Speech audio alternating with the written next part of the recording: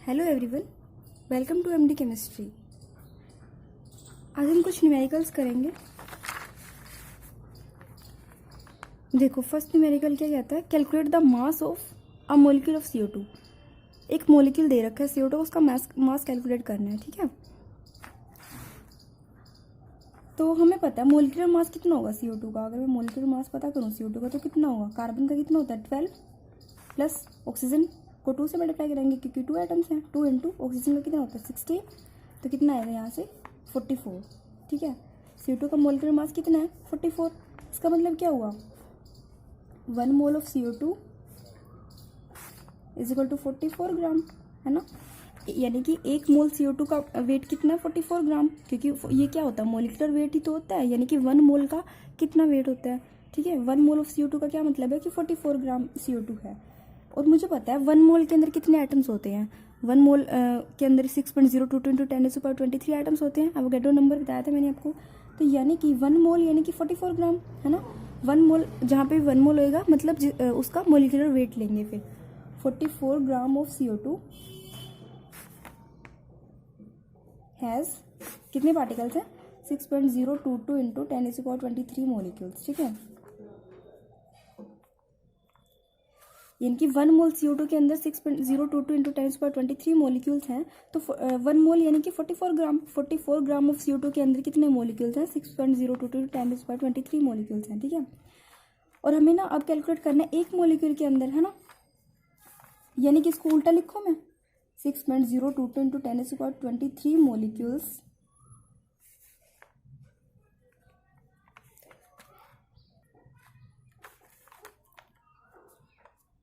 Of CO2 has मास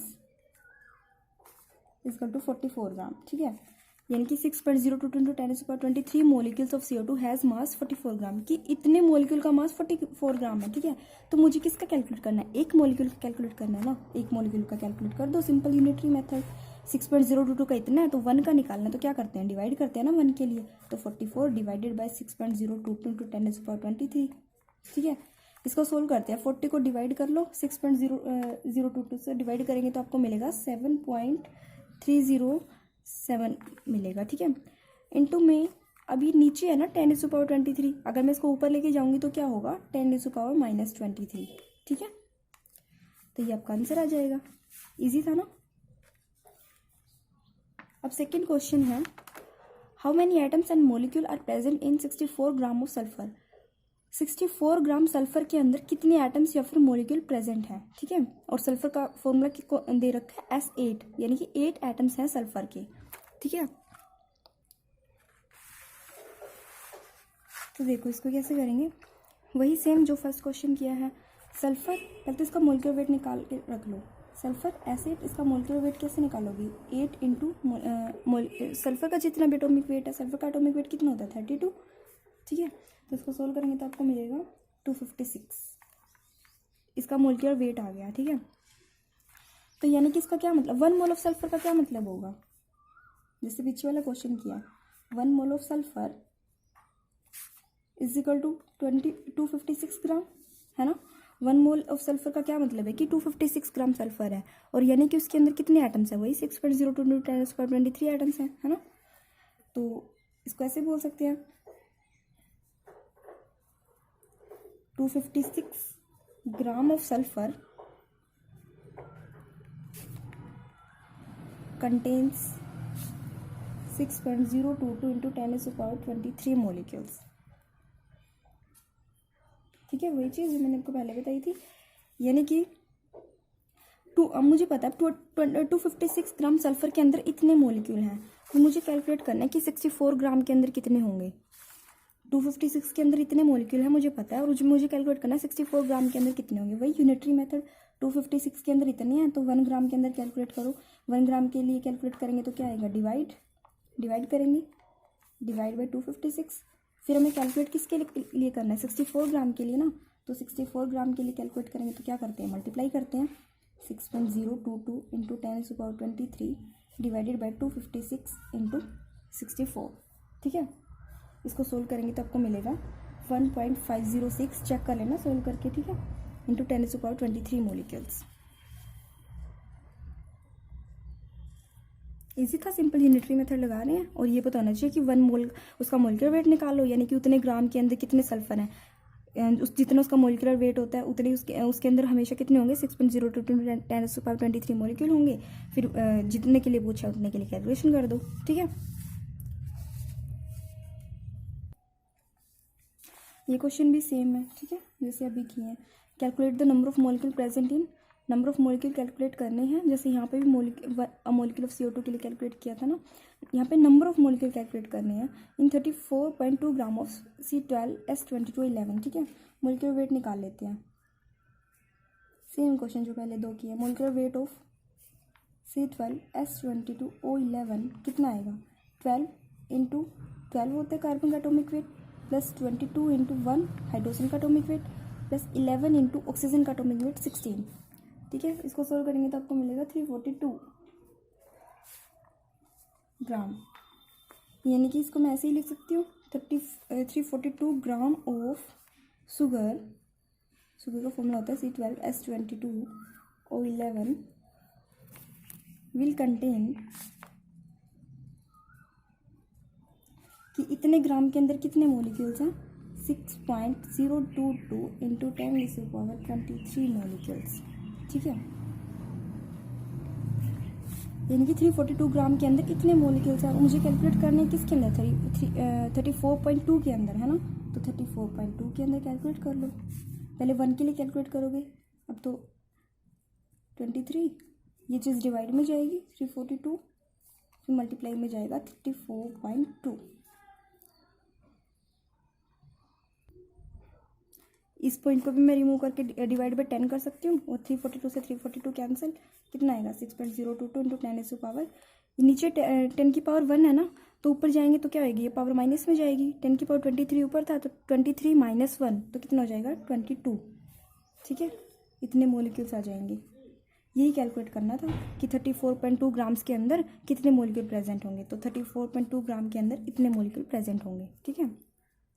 उसके बाद second part में इसने क्या बोला है, इन 1 drop of water having mass 0.05 ग्राम, कि 0.05 ग्राम मास दे रखा है एक ड्रॉप वाटर का, और उसके अंदर कितने नंबर ऑफ मॉलिक्यूल होंगे, ठीक है।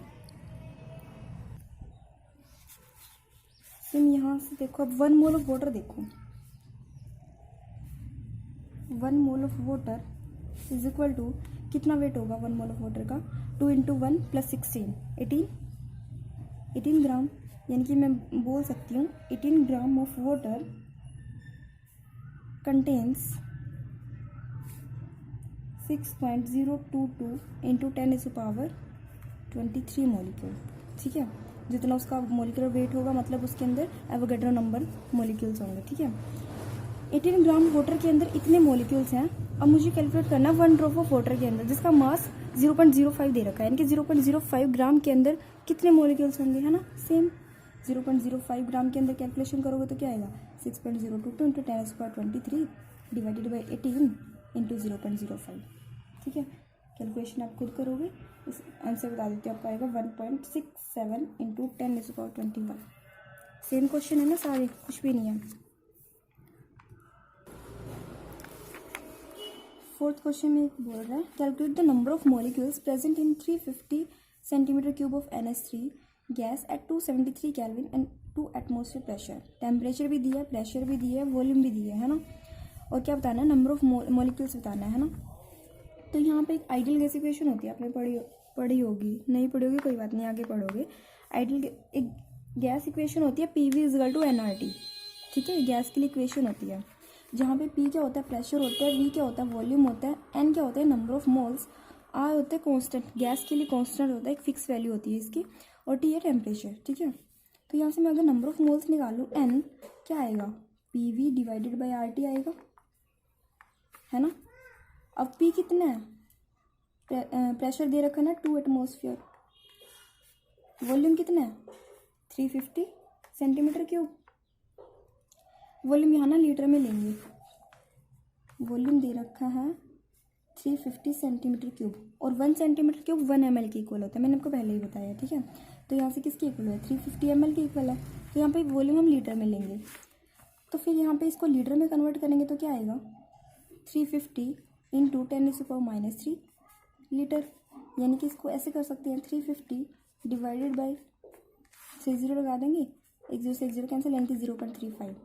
ठीक है, वॉल्यूम, तो वॉल्यूम कितना आया यहाँ 0.35, क्योंकि हम मिलीलीटर में ना लेके लीटर में लेंगे। 0.35 डिवाइडेड बाई आर, आर की वैल्यू होगी 0.0821 लीटर एटमॉस्फेयर पर केल्विन पर मोल। ठीक है, जब प्रेशर एटीएम में दिया हो ना, तो आर के लिए वैल्यू भी आपको एटीएम वैल्यू लेनी होती है। आर के लिए बहुत सारी वैल्यू होती है, मैं आपको बता दूंगी अलग अलग। यहाँ पे प्रेशर एटीएम में दिया ना, तो आर के लिए ये वाली वैल्यू लेंगे। ठीक है, ये वैल्यू आपको याद करनी है। आर के लिए वैल्यू 0.0821 होती है लीटर एटमॉस्फेयर पर केल्विन पर मोल की टर्म्स में। ठीक है, इंटू में टी, टेम्परेचर कितना दिया 273 केल्विन। ठीक है, पी भी है, वी भी है, आर भी है और टी भी है। सोल्व करके नंबर ऑफ मोल्स आ जाएंगे। नंबर ऑफ मोल्स आपके आएंगे यहाँ से 0.0312 मोल आएंगे। ठीक है, सोल्व करना है। तो नंबर ऑफ मोल्स आ गए, और कैलकुलेट क्या करना है, number of molecules present in, कितने मॉलिक्यूल्स प्रेजेंट है, नंबर ऑफ मोल्स आ गए, नंबर ऑफ मॉलिक्यूल्स कैलकुलेट करने हैं। तो सीधी सी बात है, नंबर ऑफ मॉलिक्यूल्स कैसे कैलकुलेट करोगे, नंबर ऑफ मॉलिक्यूल्स क्या होगा, जितने भी नंबर ऑफ मोल्स है ना, उसको मैं मल्टीप्लाई कर दूंगी एवोगैड्रो नंबर से, है ना। जितने मॉलिक्यूल्स है उससे मल्टीप्लाई कर दूंगी जितने मोल हैं, तो मुझे कितने मिल जाएंगे, नंबर ऑफ मॉलिक्यूल्स मिल जाएंगे। क्योंकि एक मोल के लिए वैल्यू होती है 6.022 × 10⁻23, एक मोल के लिए वैल्यू होती है ना। और अब मेरे पास तो कितने हैं 0.0312 मोल हैं, तो 0.0312 मोल के लिए मैं कैलकुलेट करूँगी तो उससे मल्टीप्लाई करवाऊंगी। 0.0312 से इसको मल्टीप्लाई करवाएंगे, तो इसको सोल्व करेंगे तो आपको मिलेगा 1.88 × 10⁻22। ठीक है, कैलकुलेशन आप करोगे। ये वो फोर्थ क्वेश्चन। अब देखते हैं फिफ्थ क्वेश्चन। फिफ्थ क्वेश्चन में इसने क्या बोला है, density of water is 1 gram per centimetre cube, calculate the volume occupied by 1 molecule of water. Density दे रखी है और वॉल्यूम कैलकुलेट करना है। देखो यहाँ से सबसे पहले ये बताओ, पता है आपको डेंसिटी का फॉर्मूला होता है, density is equal to mass by volume. ठीक है, डेंसिटी कैलकुलेट करने के लिए फॉर्मूला होता है मास डिवाइडेड बाय वॉल्यूम। अब डेंसिटी दे रखी है ना वाटर की 1 ग्राम, डेंसिटी की value 1 gram per centimetre cube दी हुई है। मास कितना होता है वाटर का, कैलकुलेट कर लो। वाटर का मास 2 × 1 + 16 18। ठीक है, तो मास वाटर का 18 डिवाइडेड बाय वॉल्यूम, वॉल्यूम आ जाएगा यहाँ से आपका। तो यहाँ से वॉल्यूम आ गया, वॉल्यूम को इधर ले जाएंगे, 1 इधर आएगा, है ना। तो यहाँ से वॉल्यूम आ जाएगा आपका 18 सेंटीमीटर क्यूब। ठीक है, ये डिवाइड भी है ना, सेंटीमीटर क्यूब उधर मल्टीप्लाई में जाएगा, और यहाँ पे ग्राम से ग्राम कैंसिल हो जाएगा। ठीक है, तो आपका वॉल्यूम आ जाएगा 18 सेंटीमीटर क्यूब। तो यानी कि ये कह सकती हूँ मैं 0.22 × 10⁻23 molecules of water has volume is equal to 18 centimetre cube, है ना। कि इतने मोलिक्यूल्स का वॉल्यूम इतना है ना, 1 मोल का, यानी कि इतने मोलिक्यूल्स का वॉल्यूम इतना है। अब कैलकुलेट क्या करना है, 1 मोलिक्यूल का कितना वॉल्यूम है, इतने मोलिक्यूल के लिए तो इतना वॉल्यूम है, और कैलकुलेट करना है 1 मोलिक्यूल के लिए कितना वॉल्यूम होगा। तो 1 मोलिक्यूल के लिए कैलकुलेट कर दो, 18 डिवाइडेड बाई 6.022 × 10⁻23। ठीक है, इसको सोल्व कर लेना, आपको आंसर मिल जाएगा 2.98 × 10⁻23। ठीक है, सेंटीमीटर क्यूब आपको आंसर मिल जाएगा। उसके बाद है sixth question, calculate the volume at STP by 14 gram of nitrogen and 10⁻21 moles of oxygen. Volume calculate करना है STP पे, यानी कि standard temperature and pressure. STP का क्या मतलब है, स्टैंडर्ड टेम्परेचर एंड प्रेशर। इसके लिए टेम्परेचर फिक्स होगा 273 एंड प्रेशर फिक्स होगा 180 m। ठीक है, टेम्परेचर प्रेशर फिक्स होता है स्टैंडर्ड टेम्परेचर एंड प्रेशर पे। हमने कैलकुलेट करना है volume of 14 gram of nitrogen. यहाँ पे वही देखो 1 मोल ऑफ नाइट्रोजन, यहाँ पे वॉल्यूम वाला लेना पड़ेगा, क्योंकि वॉल्यूम पूछा हुआ है ना। जैसे यहाँ पे तो मोलिक्यूल पूछते थे, नंबर ऑफ मोलिक्यूल पूछा जाता था, तो आप वो वाले रिलेशन यूज करते थे कि एटम्स कितने हैं, है ना। अब यहाँ पे वॉल्यूम के लिए क्या करोगे आप, देखते हैं। 1 mole of nitrogen is equal to, 1 mole of nitrogen का क्या मतलब है, उसका मोलिक्यूलर वेट कितना होगा नाइट्रोजन का मोलिक्यूलर वेट कितना होता है 2 इंटू नाइट्रोजन के लिए कितना था 40 28। 1 मोल ऑफ नाइट्रोजन का क्या मतलब है 28 ग्राम नाइट्रोजन। और मैं वॉल्यूम्स की टर्म में अगर बात करूँ, मैंने आपको बताया वॉल्यूम की टर्म्स में अगर बात करूँ तो 1 मोल में कितना वॉल्यूम होता है 22.4 लीटर। ठीक है, जब STP की बात होगी तब होता है ये कैलकुलेशन, जब स्टैंडर्ड टेम्परेचर एंड प्रेशर होता है।